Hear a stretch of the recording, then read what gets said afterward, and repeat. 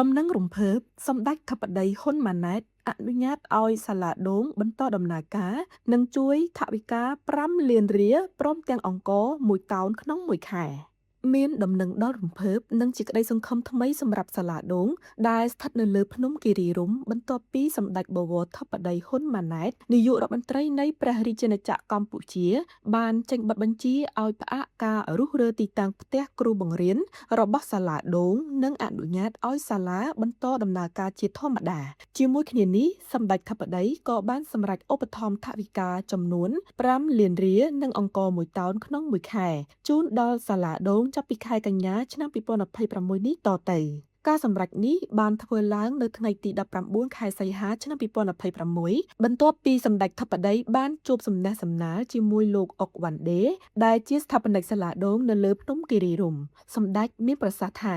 លោកបានចាប់អារម្មណ៍លើសកម្មភាពរបស់លោកអុកវ៉ាន់ដេជាយូរមកហើយតាមរយៈបណ្ដាញសង្គមជាពិសេសសកម្មភាពពាក់ព័ន្ធនឹងការបង្កើតសាលាដូងនិងបណ្ណាល័យចល័តក្នុងគោលដៅជំរុញការអានសៀវភៅនៅតាមបណ្ដាខេត្តមួយចំនួននាពេលកន្លងមកក្រោយពីបានជ្រាបពីប្រវត្តិនិងការខិតខំប្រឹងប្រែងរបស់លោកអុកវ៉ាន់ដេក្នុងការបង្កើតសាលាដូងសម្ដេចធិបតីបានសម្ដែងការកោតសរសើរចំពោះទឹកចិត្តឆន្ទៈនិងការលះបង់របស់លោកយ៉ាងក្រៃលែងដែលបានខិតខំបង្កើតសមិទ្ធផលសម្រាប់ជួយដល់កុមារនៅតំបន់ភ្នំគិរីរម្យទោះបីលោកមិនមានធនធានផ្ទាល់ខ្លួនច្រើនក៏ដោយផ្ដើមចេញពីការខ្ចីដីក្នុងដែនឧទ្យានជាតិគិរីរម្យដើម្បីបង្កើតសាលាដូងការខិតខំខ្នះខ្នែងគៀកគរធនធានពីសប្បុរសជននានារួមទាំងការព្យាយាមសុំប្រជាពលរដ្ឋក្នុងភូមិអនុញ្ញាតឲ្យកូនពួកគាត់បានមកទទួលការបណ្ដុះបណ្ដាលបំណិននៅសាលាដូងលោកអុកវ៉ាន់ដេក៏ដូចជាគ្រូស្ម័គ្រចិត្តនៅសាលានេះបានជួយលើកកម្ពស់ចំណេះដឹងនិងបំណិនដល់កុមារជាង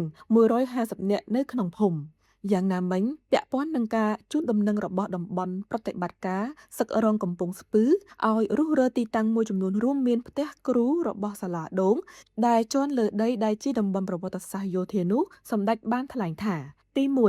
ចេញបទបញ្ជាឲ្យយោធភូមិភាគទី3និងតំបន់ប្រតិបត្តិការសឹករងកំពង់ស្ពឺផ្អាកការអនុវត្តការរុះរើដោយរក្សាស្ថានភាពដដែលនិងឲ្យសាលាដូងបន្តដំណើរការទៅមុខនិងគ្រូអាចស្នាក់នៅផ្ទះជាធម្មតាដើម្បីបង្រៀនសិស្សទី2ប្រគល់ភារកិច្ចជូនឯកឧត្តមអៀងសុផាឡែតរដ្ឋមន្ត្រីក្រសួងបរិស្ថាននិងឯកឧត្តមជាមច័ន្ទសោភ័ណ្ឌអភិបាលនៃគណៈអភិបាលខេត្តកំពង់ស្ពឺចាត់តាំងមន្ត្រីជំនាញចោះពិនិត្យនិងផ្ទៀងផ្ទាត់ជាបន្ទាន់នៅលើទីតាំងជាក់ស្ដែងដើម្បីរៀបចំនៅដំណោះស្រាយមួយឲ្យបានសមស្របនិងមានចីរភាពដែលអាចធានាថាសាលាដូងអាចនៅបន្តដំណើរការបណ្ដុះបណ្ដាលរបស់ខ្លួនដល់កុមារនៅទីនោះ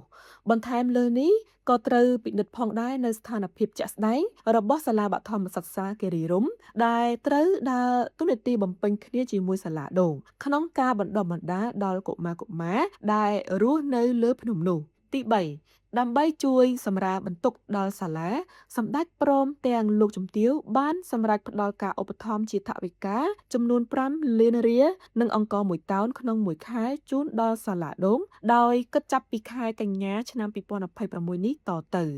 ដំណឹងនេះបានធ្វើឲ្យមហាជនជាច្រើនមានការសាទរជាខ្លាំងព្រោះជំនួសឲ្យភាពរាំងស្ទះសាលាបានទទួលការគាំទ្រ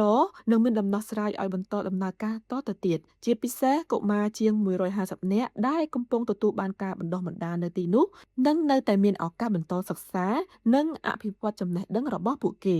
សម្រាប់លោកអុកវ៉ាន់ដេនិងក្រុមគ្រូស្ម័គ្រចិត្តការសម្រេចរបស់សម្ដេចធិបតីនេះគឺជាកម្លាំងចិត្តដ៏ធំមួយសម្រាប់បន្តបេសកកម្មអប់រំដែលពួកគាត់បានលះបង់កន្លងមក